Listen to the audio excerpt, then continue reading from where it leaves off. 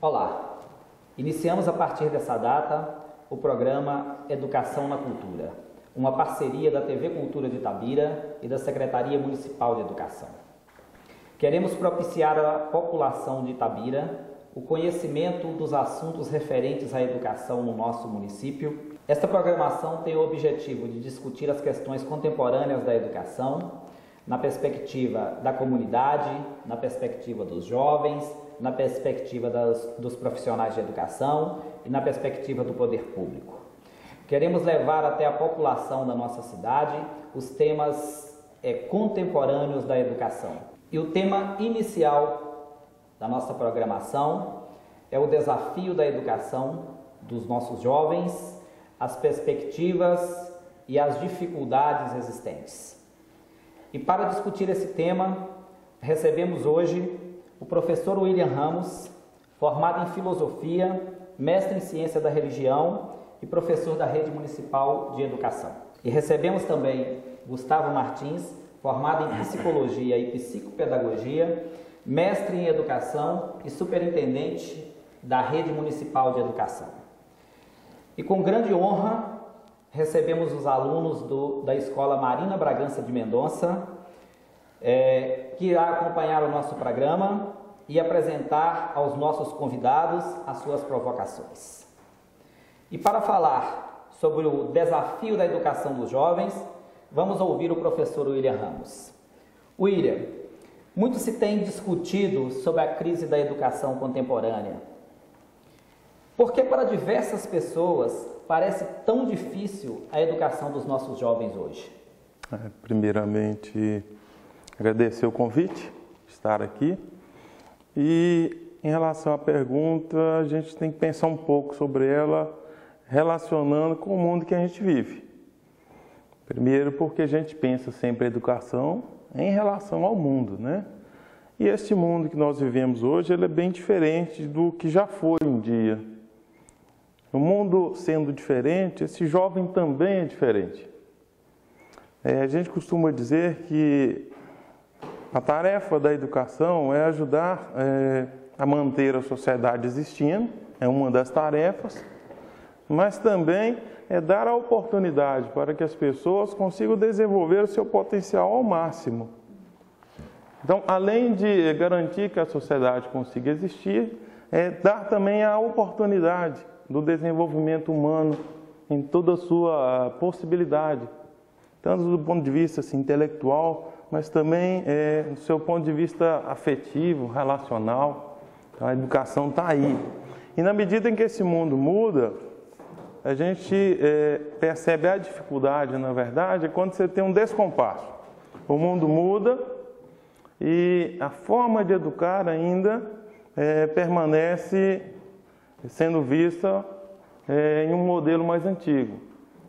Eu penso que com o mundo que nós temos e a presença muito forte, né, nas nossas relações da questão econômica e na vida do jovem de maneira particular, da questão desse mundo virtual, os tablets, os celulares, isso tudo trouxe uma diferença, né? Uma diferença entre o que a gente fazia e o que a gente deve fazer. Então, a gente tem novos sujeitos, que são esses alunos, a gente tem um mundo diferente, então a dificuldade, na verdade, está em a gente conseguir acompanhar a mudança desse jovem, a mudança desse mundo, enfim, eu penso que é por aí que está a maior dificuldade. Gustavo Martins, o William nos falou das novas tecnologias introduzidas no mundo contemporâneo, ao mesmo tempo que a educação convive com a questão da herança, com a questão da tradição. Os nossos jovens, eles são hoje cada vez mais avessos a essa herança, a essa tradição, e por isso você comunga dessa ideia, dessa impressão que as pessoas trazem, dessa dificuldade de educar os jovens no mundo atual? Olá, Giovanni. Olá, William. alunos da Marina Bragança, telespectadores. Bom, essa é uma questão que, embora seja contemporânea, ela não é inédita. Desde a Grécia Antiga já se debatia sobre as dificuldades na transmissão da educação para os jovens, e assim como o William colocou que há mudanças sociais constantes e que a sociedade de hoje é muito diferente da sociedade de antes, não seria de outra forma com os jovens. Então a gente tem que se perguntar o que é o jovem numa sociedade. Pensando na nossa educação básica, grande parte dos jovens com quem trabalhamos são os adolescentes, como os que estão aqui presentes hoje. E adolescente, eu vou dizer um pouco assim, de uma forma comum que arrisco dizer que todos aqui já ouviram, já disseram alguma vez na vida. Ah, menino, você está muito novo para sair à noite, está muito novo para namorar. Mas, por outro lado, ouvem também, olha, você já passou da idade de parar com essas brincadeiras de criança, ou você já está na idade de trabalhar. É uma contradição. E é exatamente esse o sentimento que o adolescente traz muitas vezes, de parece que ele não tem um lugar, é uma coisa ou é outra. E é exatamente esse lugar de contradição que caracteriza a adolescência. É um lugar que ele tenta sair de algumas formas. Bom, mas o William também sinalizou que há uma situação, né, social hoje de consumo que ordena muitas nossas relações, e o impacto disso para esse jovem, para esse adolescente principalmente, é de uma exigência muito forte de a todo momento tem que ter, tem que consumir alguma coisa. Então é o celular da moda, é o mais novo, tem que ir em todas as festas, tem que ter vários parceiros. Então tudo isso vai criando uma sensação de uma exigência de cumprir o que o outro está esperando, e na realidade isso é impossível, porque cada coisa dessa que você consome esgota e no lugar fica um vazio. Como lidar com esse vazio? Aí entra a função do adulto. O adulto é aquele que a gente espera que já tenha superado essas contradições, que ele tenha uma identidade tão bem formada que quando houver uma situação de crise, uma situação de sofrimento, ele não perca essa identidade. E assim sendo mais sólido, mais firme, ele se torna capaz de ser aquele que vai transmitir o que a sociedade é hoje para esse adolescente que está aí às voltas com essa crise. Então, o que nós temos hoje também é uma dificuldade do adulto em se posicionar em relação a esse adolescente. Porque essas exigências de consumo que o adolescente recebe, o adulto também. E muitas vezes ele não sabe o que fazer com ela. O William falou do desconforto, né, da tradição. O Gustavo acabou também por falar do desconforto dessa sociedade contemporânea, essa dificuldade do jovem se encaixar, né, não é adulto, mas também não é criança. Vamos ouvir agora então os nossos jovens, né, como que vocês entendem essa questão dessa dificuldade, né, que tem, né, de educar vocês na sociedade contemporânea. É porque vocês acham que nós jovens somos muito imaturos? Bom, a questão da maturidade, ela é um processo global. Ela depende de fatores orgânicos, depende de fatores sociais, depende de fatores de organização psicológica. O corpo biológico, em grande parte, ele já tem um amadurecimento próximo do corpo adulto. Mas essa relação de constituição da identidade, de ter segurança sobre as decisões que toma, sobre a autonomia, sobre a responsabilidade, elas não estão todas formadas ainda. Então, por mais que o adolescente, ele, em alguns elementos, ele esteja preparado para lidar com as relações sociais como um adulto, ele não é capaz de fazer isso plenamente como a gente espera que o adulto seja. Então, a imaturidade, ela não tem um significado ruim, negativo. Ela tem um significado de uma evolução que está em processo. Então, dizer que o adolescente é imaturo significa que ele ainda não superou todos esses conflitos que são naturais de todo ser humano quando está passando por essa fase. Assim como o adulto também não é completo e terá outros desafios pela frente. William, de acordo com a pergunta, você acha que os jovens são imaturos e é por isso essa dificuldade de educá-los? Eu penso que eles estão vivendo o tempo deles como deve ser vivido, né? Eu penso que o maior problema hoje está em relação a essa questão relativa ao desejo, né? Quando a gente fala que existe uma situação econômica colocada e que as pessoas hoje, em grande medida, Elas estão muito preocupadas em conseguir coisas que de repente elas não vão conseguir. E quando elas descobrem que não conseguirão, elas não conseguem assim, se dar muito bem com isso, né? Isso traz uma frustração e muitas vezes revolta por parte das pessoas. Então a gente enxerga muito disso no adolescente. E do ponto de vista dos professores, eu penso que é importante falar, é preciso também reconhecer que esse adolescente, esse jovem, ele está no tempo dele. E nós precisamos, enquanto professores, conseguir acompanhar, né? Encontrar outras estratégias para lidar com esse outro sujeito. Muito bem. Vamos ouvir mais uma provocação aí dos nossos jovens. Por que os jovens de hoje em dia adoram ficar na rua até tarde? Eu penso que está relacionado com essa ideia da busca de se afirmar, falar assim, eu sou uma pessoa singular, né? Eu não sou criança, isso também é uma maneira de dizer, eu não sou criança e eu tenho uma identidade, é uma maneira de se afirmar. Mas a gente tem que pensar muito bem nisso, né? O adolescente está nesse período de descoberta e de afirmação, né? Ele está querendo afirmar quem ele é. Quando você vai sentir segurança em quem você é, sentir firmeza mesmo em você, mas ao mesmo tempo ele está como se fosse um navio que navega em um lugar assim que não dá para se enxergar muito bem. Então há muitos riscos. Ao mesmo tempo em que o adolescente está querendo fazer coisas novas, nestas coisas novas que ele deseja fazer, também existem muitos riscos. Eu penso que isso que tem que ficar muito claro. Vocês devem realmente buscar, enquanto adolescentes, né, se afirmar, se colocar, buscar a sua identidade, porém vocês não podem se esquecer que vocês vão correr riscos.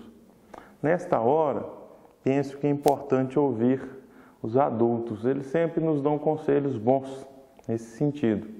Então, sobre isso de ficar na rua até tarde, existe esse desejo, mas existem muitos riscos, vocês sabem quais são, e existem decisões que a gente toma na vida da gente que às vezes vão mudar o rumo da vida inteirinha. Tem muitas escolhas que nós fazemos que a gente consegue, de repente, voltar atrás. E existem outras que realmente são escolhas que vão marcar a sua vida até o fim. Então, é preciso ter muito cuidado e ter atenção em ouvir os professores e, sobretudo, os seus familiares. Gustavo, a questão colocada pela aluna de ficar na rua até tarde, entre essa questão de ficar na rua, há algum choque com a questão da dificuldade de educação do mundo contemporâneo que a gente está tratando? Ou você acha que isso também, a rua também é um espaço educacional?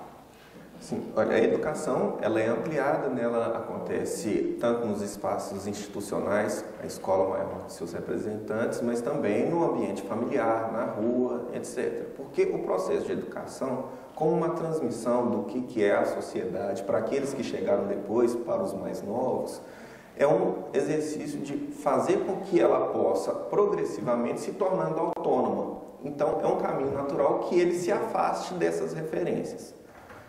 Ele se afasta de casa à medida que ele vai se tornando adulto, vai constituindo a sua própria vida. Isso tem a ver com o que a gente está debatendo em torno das dificuldades, porque é próprio também do adolescente ter que, dentro daquele conflito, daquela contradição de não ser nem criança nem adulto, na adolescência é que ele vai confirmar tudo aquilo de positivo que ele aprendeu quando criança, então ele tem que manter isso sólido, mas ao mesmo tempo ele precisa se tornar diferente. Porque a sociedade muda, as gerações mudam, como a gente já debateu aqui, e o adolescente, para se tornar um adulto, ele precisa colocar uma marca sua, ser diferente dos outros. Então ele vai buscando esse espaço externo. É um movimento, como o William colocou, que é um processo, né, próprio da adolescência, mas que ele não acontece de uma forma total, imediata, porque na medida em que ele se afasta daquelas referências e vai buscar outras no mundo externo, ele ainda não tem a segurança que os adultos ofereciam em casa. Temos ainda uma última questão a ser colocada por nossos jovens. O jovem de hoje em dia não quer mais ir para a escola. Bom, eu desconfio que isso seja uma verdade. Primeiro porque a gente está com aí um índice elevadíssimo de matrículas, eu falo assim, o sistema educacional público brasileiro, de maneira geral, na faixa dos adolescentes, tem um nível de matrícula muito elevado. A gente tem uma série de dificuldades no processo educativo. E o ir à escola, a gente também tem percebido que não é um grande problema para os adolescentes, porque mesmo aqueles que têm conflitos grandes no dia a dia escolar, eles continuam presentes. William, quando o nosso representante dos nossos alunos nos colocam essa situação, essa questão de não querer ir à escola, né? Você acha que isso tem muito a ver com essa tradição que a escola traz, que você falou lá no início? Com a tradição e com a mudança, né, que ocorre na tradição. E quando a gente fala na tradição, estou falando uma tradição com um T maiúsculo. Então a gente tem que pensar a família, que mudou, né? E a gente tem que pensar então nesse adolescente que mudou, já aí vê duas mudanças, né? Uma escola que mudou, mas não mudou tanto quanto. E de outro lado a gente tem que pensar também um mundo que muda, por exemplo, na oferta de coisas que são prazerosas para o adolescente. E também uma informação que é a seguinte: o adolescente ele é influenciado, ele recebe essa carga constantemente, que diz para ele: viva a sua vida da forma mais prazerosa possível. Então a gente começa a buscar isso, buscar as coisas que são agradáveis. E muitas vezes, no modelo atual que nós temos, estar dentro de uma sala de aula, com as carteiras enfileiradas, né? Ouvindo o professor falar apenas. Esse é um modelo antigo, isso não é muito agradável, né? E aí a gente tem que conseguir fazer com que esse descompasso, né, seja corrigido e recuperar algo que está na origem da ideia da educação. A educação surge ligada à ideia de saber, e saber está ligado à ideia de sabor, até como algo gostoso, né? A gente tem que recuperar aquela ideia de que quando a gente aprende alguma coisa, isso enche a gente de alegria, tanto para quem aprende quanto para quem ensina. Esse é o descompasso a ser superado. E para finalizar a minha fala, eu penso que o que se tem pensado e projetado para o futuro, nesse sentido, está assim, a nossa esperança depositada na educação integral. Nós vamos para um rápido intervalo e voltamos já para o segundo bloco.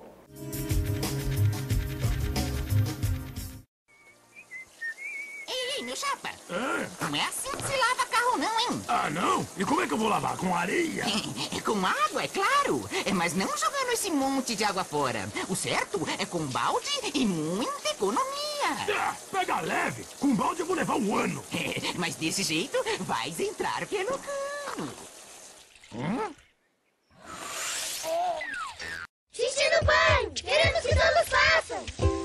Homens, mulheres, crianças, brasileiros ou não, nobres, plebeus, músicos, desportistas, pessoas que são metade homem e metade monstro, coisas do além, lendas brasileiras, lendas gregas, pessoas boas, pessoas não tão boas, gênios da arte, gênios da ciência, trapezistas, amantes, pessoas de outros planetas, fenômenos do cinema. Enfim, se você faz xixi, tá convidado.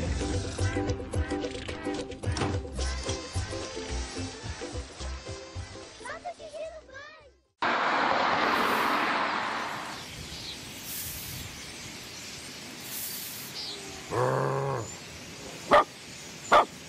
Sai daqui, cachorro! Maltratar animais é cruel e covarde, além de ser crime. Denuncie! Ligue para a Polícia Militar no 190 ou procure a Promotoria de Justiça de Defesa do Meio Ambiente da sua cidade. Ministério Público de Minas Gerais. Mude seu jeito de ver a gripe. Ela mata. Previna-se. Lave as mãos frequentemente com água e sabão. Ao tossir ou espirrar, cubra a boca com a parte interna do braço. Não compartilhe alimentos, copos, toalhas e objetos de uso pessoal. Evite ambientes fechados e com aglomeração de pessoas. Nunca use medicamentos sem orientação médica. Em caso de suspeita de gripe, procure a unidade de saúde mais próxima. Ou, em caso de dúvida, ligue 155.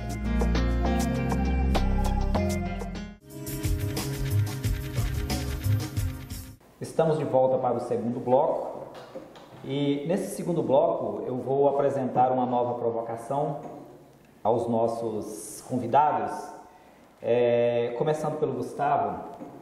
Gustavo, nós ouvimos por parte dos alunos a escola como algo desagradável, que não atrai mais os alunos, ao mesmo tempo quando você coloca a situação da sociedade, né, que leva as pessoas para a questão de se satisfazer com as novas tecnologias, o que muitas vezes a escola não consegue realizar. O William também colocou a questão dessa herança que nós tentamos passar da nossa geração para os jovens. E então, qual seria o caminho para a educação, para que ela consiga atrair esses jovens, para que ela consiga atender esses jovens?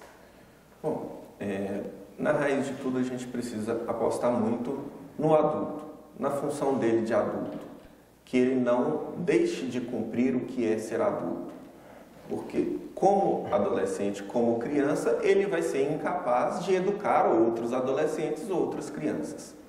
E para que ele seja adulto, ele precisa saber bem esses processos que a sociedade tem envolvido. Então, conhecimento é fundamental para todo adulto. Ele precisa saber desses processos de transformação, que o William já disse aqui, precisa saber da origem dessas demandas, de vários objetos de consumo que você tem que ter, e não ficar por conta delas. Mas ele precisa saber que, como adulto, ele já ultrapassou essa etapa e ele vai transmitir esses valores para aquele que chegou. A gente ouve muito dizer que neste mundo tecnológico em que vivemos, todos têm acesso a uma série de informações, os adolescentes, as crianças também, e a gente às vezes cai numa fantasia de achar que então não se precisa mais do adulto porque todos os adolescentes estão muito bem informados sobre tudo. Isso é um engano.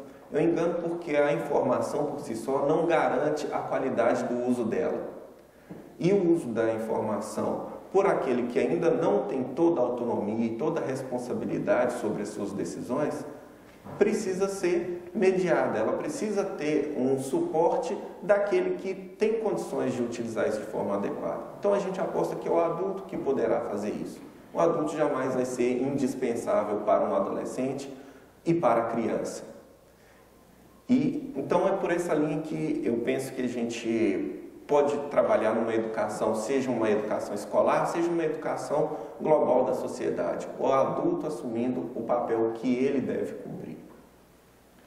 William, esse desconforto, né, que os nossos jovens sentem hoje e essa questão que o Gustavo também acabou de nos colocar aqui, sobre essa necessidade do adulto assumir o seu papel, do adulto ser capaz, né, de entender essa geração e apresentar, né, novas propostas e novas perspectivas a ela. Dentro dessa visão, o que você acredita que seja o caminho para essa educação? Conforme o Gustavo disse, a gente tem que apostar no adulto e pensando no processo da educação escolar, né? O adulto que está mais próximo, que tem um tempo maior de contato com esse adolescente, com esse jovem, é o professor. Então o professor ele tem que ser capaz de conseguir perceber que ele é um agente de mudança. Ele não pode parar no tempo, vamos dizer assim. Ele tem que entender que no processo ele é o adulto. E a gente tem que pensar o adulto como aquele que é o responsável, né? O responsável, então, aquele que...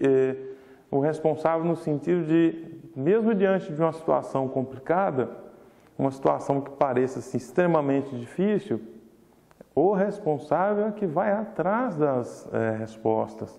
O responsável é aquele que vai atrás de pensar novas estratégias. Não pode cruzar os braços, de forma alguma. Reclamar das situações não as resolve. A questão passa por aí. É o trabalho que transforma as coisas. O trabalho e a compreensão. A gente tem que estar de mente aberta, de coração aberto, para conseguir acolher e transformar. Por outro lado, também a gente tem outros adultos, a gente pensando na questão exterior à escola, a gente tem outros adultos que estão próximos desses jovens, desses adolescentes, que fazem referência à sua família, né? O adulto que está mais próximo de você também é a sua família. E eu não estou me referindo aqui a uma família tradicional, a gente tem outras formas, né? Tem meninos aí que a gente sabe que mora com o avô, mora com a avó, ou mora com tio, com tia. E assim, e tem aqueles que ainda moram com os pais, né? A gente tem situações diferentes. E este adulto que faz parte da família tem que entender que a família é o lugar onde a pessoa é amada, ela é querida. Isso é extremamente importante na formação de qualquer ser humano, e extremamente importante para que esse jovem, que esse adolescente também consiga encontrar o seu caminho dentro da escola e depois dentro da própria sociedade. E nos ajude a transformar a realidade, né? E que a gente possa fazer desse mundo um lugar melhor. Afinal de contas, o que a gente quer mesmo é ser feliz. Então isso exige um esforço, um trabalho, um empenho, e é possível. A gente não pode pensar que não é possível. É possível, por isso devemos buscar. Gustavo, o William falou da questão da educação, falou da questão do professor, né? Do papel do professor em compreender esse jovem e também em fazer compreender, né? Fazer a sociedade compreender o seu trabalho, fazer a sociedade compreender a educação. Como que você entende essa dificuldade do professor compreender, né? Essa situação hoje da educação, dos jovens e também fazer com que a sociedade compreenda? Bom, nós acostumamos muito a falar e repetir que a criança e o jovem é o futuro do país, é o futuro de uma série de coisas. Mas também a gente acostumou a determinar esse mundo que vai ser o futuro para eles. Porque, tradicionalmente, os processos de educação vinham sendo de um que tem o saber e leva para todos que o aprendem, que o assimilam e o reproduzem. Hoje a gente deve entender que essa educação não pode ser de um para os outros, mas de um com os outros. Então, o que esse adulto, professor, principalmente, precisa ter a habilidade de fazer esse processo com os jovens. Os jovens têm algo a dizer, já nos disseram algo hoje, e é preciso que o diálogo com eles esteja muito aberto e que o adulto esteja disponível a isso. E ele vai ser disponível a isso na medida em que ele não perderá a sua identidade quando o adolescente o questionar, quando apresentar um outro ponto de vista, porque o adulto já tem toda a sua organização formada. Mas é por esse diálogo, por esse debate, pela possibilidade do adolescente se expressar, ver pontos de vista diferentes, contraditórios, que ele conseguirá assumir definitivamente aquele que vai ser o seu ponto de vista, igual em alguns elementos, diferente em outros.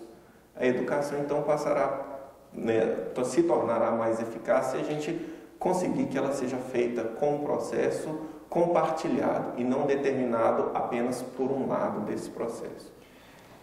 Muito bem. William, você começou a falar da questão da família, né? E o Gustavo, ele colocou muito bem essa questão do aberto a ouvir, do profissional de educação aberto a ouvir.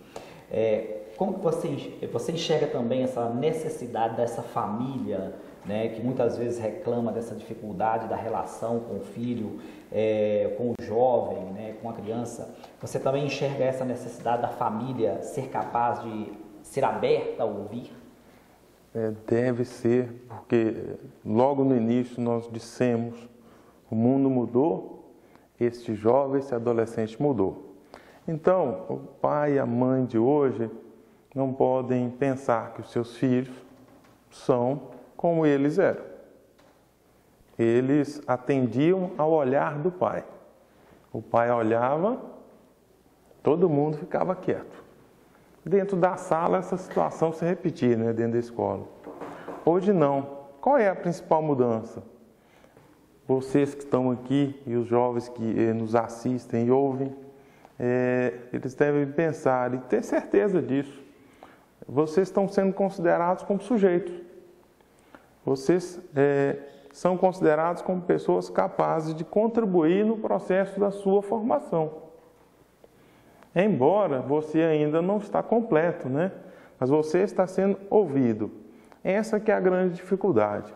O adulto de hoje, ele ainda não entendeu que esse direito é um direito do jovem de hoje, de se expressar, ser ouvido. E não entendendo isso, então ele não entra num outro processo que seria o processo de diálogo. É sair daquele processo de eu mando, você obedece.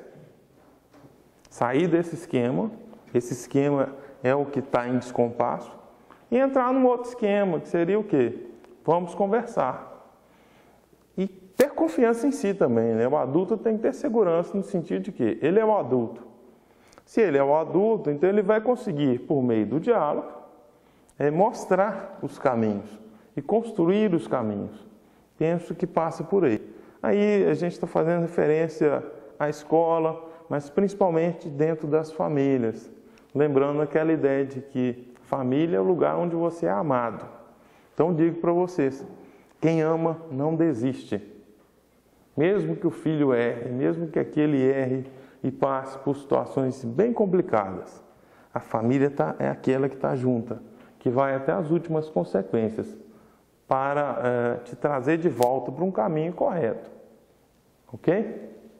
Esse tema, né, que a gente propôs, ele não encerra aqui. A gente tem diversos assuntos a serem discutidos, né? O Gustavo deixou isso muito claro, o William deixou isso claro, o questionamento dos nossos jovens também. Nós teremos o prazer de voltar a discutir esse tema nos próximos programas, mas hoje, infelizmente, o nosso tempo acabou. E eu gostaria de agradecer a presença do Gustavo. Muito obrigado, Gustavo. A presença do professor William.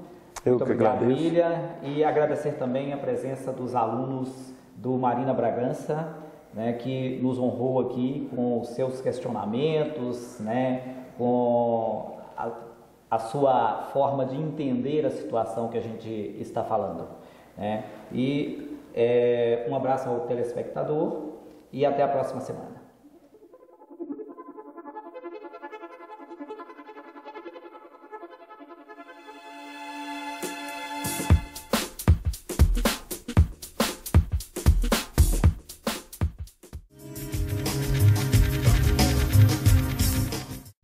Mude seu jeito de ver a gripe.